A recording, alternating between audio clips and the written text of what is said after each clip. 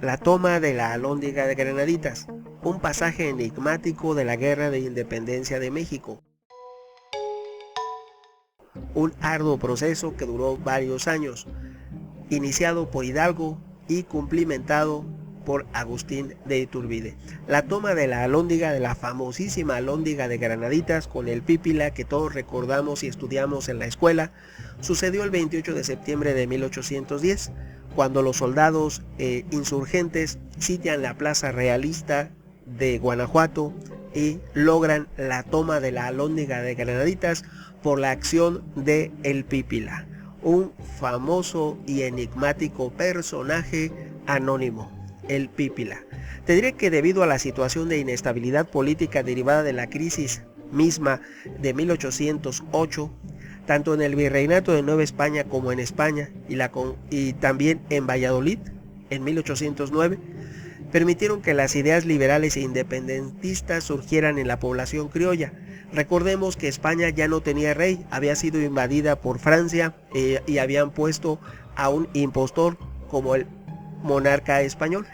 El verdadero monarca había sido depuesto y se encontraba en el exilio, se encontraba sin reconocimiento alguno. Ahora bien, en todas las provincias, después de haber sido el imperio más grande del mundo, que era el imperio español, en ese momento los virreinatos estaban como títeres sin cabeza, como se dice coloquialmente. Entonces el virreinato de la Nueva España, que si hubiese sido una nación independiente, hubiera sido la más rica sobre la tierra durante años y años, porque recordemos que gran parte de la riqueza que sustentó durante siglos a la monarquía española provenía de las riquezas del virreinato de la Nueva España, que durante siglos y hasta el día de hoy somos siempre uno de los primeros productores mundiales, ojo, mundiales de plata. México es primer productor en diferentes recursos, materias primas, entre ellos de plata, a nivel mundial, y lo ha sido durante siglos. Así que la increíblemente rica nación mexicana hoy, que antes fue el virreinato de la Nueva España, entró en ese proceso de independencia, de tal manera que, según sucedieron los hechos, Hidalgo y Allende se ponen de acuerdo para solicitar la rendición de la plaza de Guanajuato e intimidar a la autoridad que en ese momento se llamaba Riaño, tras solicitar la rendición de Guanajuato sin violencia. Y esto se hizo mediante el envío de una carta, la que dice así: yo no veo a los europeos como enemigos, sino solamente como un obstáculo que embaraza el buen éxito de nuestra empresa. Vuestra señoría se servirá manifestar estas ideas a los europeos que se han reunido en esa alhóndiga.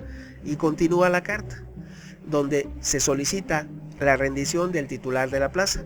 Riaño nació en España, era un peninsular, el jefe de Guanajuato, era un hombre de alta mar, llegó al rango de capitán de fragata y así continuó evolucionando dentro del ejército español, y se le otorgó el título de teniente general, y en 1795 fue nombrado la principal autoridad de la ciudad de Guanajuato.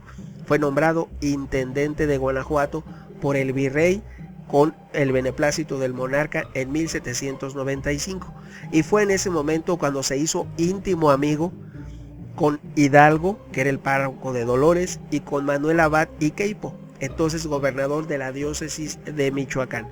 De tal manera que al recibir la carta de Hidalgo, Riaño estaba recibiendo la carta de su otrora amigo Hidalgo, se negó a aceptar la petición, afirmando ser un soldado del rey de España y reconociendo como única autoridad al virrey Venegas. Al conocer la respuesta de su antiguo amigo, Hidalgo decidió iniciar la toma de la plaza de Guanajuato. Allende, Aldama y Jiménez se dividieron en 3 divisiones de su ejército. El grueso de las tropas insurgentes se divide en 3, una al mando de Allende, otra al mando de Aldama y otra al mando de Jiménez, y sitian la ciudad de Guanajuato. Al principio no encontraron resistencia alguna, por el contrario recibieron apoyo en dinero y soldados. Algunos de sus informantes dieron datos sobre el estado militar de la fortaleza y el caudal resguardado ahí, el parque, los pertrechos, cuántos soldados había y las características del edificio, la arquitectura física, la distribución para poder realizar la toma, y de esa manera Allende, Aldama y Jiménez decidieron la estrategia para tomar la plaza con el beneplácito de Hidalgo. El comandante dio inicio alrededor de las 8 de la mañana. Al oírse los primeros disparos sobre la Alhóndiga, Riaño ordenó al teniente Barcelo, capitán de la Guardia Realista, subir al techo para enfrentar las posibles invasiones. El intendente Riaño, mientras tanto, permaneció en la planta baja, resistiendo arduamente los asedios de los ejércitos insurgentes. Barcelo desde las alturas contraatacaba a base de bombas y disparos de rifle. Riaño veía que era imposible un triunfo de cualquier bando, estando los realistas privados de cualquier movilidad, por lo que decidió salir junto a un puñado de hombres. Así, al darse cuenta uno de los jefes insurgentes de la presencia de Riaño, ordenó un ataque al jefe realista, que era el superintendente Riaño, que al intentar defenderse pereció. En esa escaramuza fallece el otro era amigo de Hidalgo, y los soldados que salieron con el intendente se retiran llevándose el cuerpo consigo de la autoridad hasta ese momento, de la autoridad de Guanajuato, del intendente de Guanajuato. Al ver que ya había fallecido el intendente Riaño de Guanajuato, uno de sus asesores sugirió al teniente Barcelo la rendición de la plaza, y que él, en su calidad de segundo al mando, debería tomar las riendas de la situación. Barcelo aceptó tomar las riendas de la situación, pero se negó a entregar la plaza.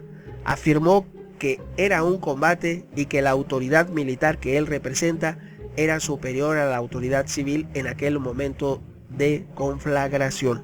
Sin embargo, el asesor de Riaño consiguió un pañuelo blanco y lo ató a un fusil de un soldado caído en combate.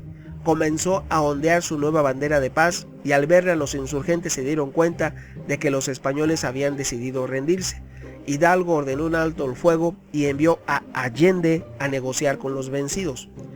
Barcelo se dio cuenta de lo ocurrido y aplicó la justicia militar al civil que ondeó la bandera cuando él no lo había determinado así, y subió a la azotea a continuar la conflagración.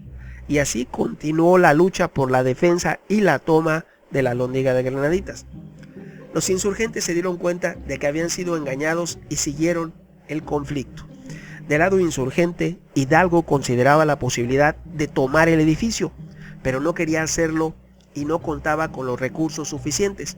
También, según la versión oficial, fue cuando Juan José de los Reyes Martínez, minero de la Valenciana, recordemos la mina valenciana, increíblemente rica la mina de la Valenciana, una de las minas más productivas en el mundo y la que ha generado riquezas aún al día de hoy. Uno de los mineros de ese lugar, Juan José de los Reyes Martínez, famoso por su fuerza y al que se le atribuye y es apodado el Pípila. Algunas otras fuentes citan que fue un anónimo, que no es realmente Juan José de los Reyes, pero a él se le atribuye por algunos ser el Pípila.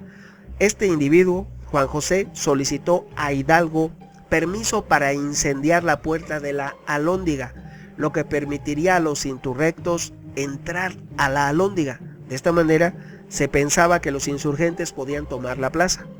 Tras meditarlo un tiempo, el cura Hidalgo aceptó y el Pípila se lanzó a la acción. Juan José de los Reyes se dispuso a incendiar la puerta de la Alhóndiga de Granaditas. Tras incendiar el umbral, reforzado con planchas de fierro de la Alhóndiga, los rebeldes pudieron entrar en ella y se dieron a la masacre y al saqueo. Barcelo, que entonces ya era el jefe de la plaza, y el hijo de Riaño, ambos comandantes realistas, fallecieron por órdenes de Hidalgo. También todos los españoles y criollos fallecieron por órdenes de Hidalgo, y fueron todo lo que pudieron encontrar se repartió entre los insurrectos, pertenencias y despojos. Y también esas multitudes no solamente se limitaron a disponer de todo lo que en la Alhóndiga de Granaditas había. Toda la ciudad de Guanajuato fue despojada de sus riquezas, casa por casa, lugar por lugar, y se cometieron actos que no se pueden decir en este video, pero que ya podrás imaginar, igual a cuando cayó Berlín que fue tomada por los rusos, igual a cuando cayeron el pueblo de Guernica en España, de tal manera que la ciudad de saqueo de la ciudad de Guanajuato redujo su población al 10% de lo que tenía un día antes. Un día después solamente contaba con el 10% de la población que había un día antes la ciudad de Guanajuato. Todas las personas, todos los peninsulares habían fallecido. Y esto ocurrió así hasta que se llegó a ese 10% desde ese momento y en los días siguientes. Pero ya en los días siguientes se extendió al área metropolitana, no únicamente la ciudad, sino a toda el área metropolitana. Hidalgo no hizo nada por detener lo ocurrido en Guanajuato y por eso se piensa que tal vez no quiso tomar la Ciudad de México porque pensó que se iba a repetir lo que había ocurrido en Guanajuato con la Ciudad de México. Por eso muchos dicen que no quiso tomar la Ciudad de México cuando pudo hacerlo, para evitar lo que había ocurrido ese día que todos recuerdan como fecha conmemorativa, el 28 de septiembre de 1810. El sitio, la toma y caída de la Alhóndiga de Granaditas con el famoso personaje de El Pípila. Algo sin lugar a dudas que cambió el destino de México en una gran medida, porque todas esas acciones, todo lo que hizo Hidalgo, Morelos y todos los participantes, incluso algunos no mencionados en este sitio de Guanajuato, ninguno de ellos concluyó la independencia de México. La independencia se hizo y concluyó cuando un habitante de la antigua Valladolid, hoy Morelia, Agustín de Iturbide, así lo quiso y lo dispuso, y gracias a él se consiguió la independencia de México. No la inició y no la terminó Hidalgo, no la inició y no la terminó ninguno de los participantes en el sitio de la Alhóndiga de Granaditas. Tampoco fue un hecho decisivo y no fue lo que determinó la independencia de México. La independencia de México se determinó cuando el ejército realista cambió de bando, Agustín de Iturbide su comandante, y decidió apoyar a los insurgentes en ese momento y entró el ejército trigarante a la Ciudad de México. En ese momento se consuma la independencia. Opiniones habrá muchas, ¿tú qué piensas? Tu amigo Megóforo, hasta pronto.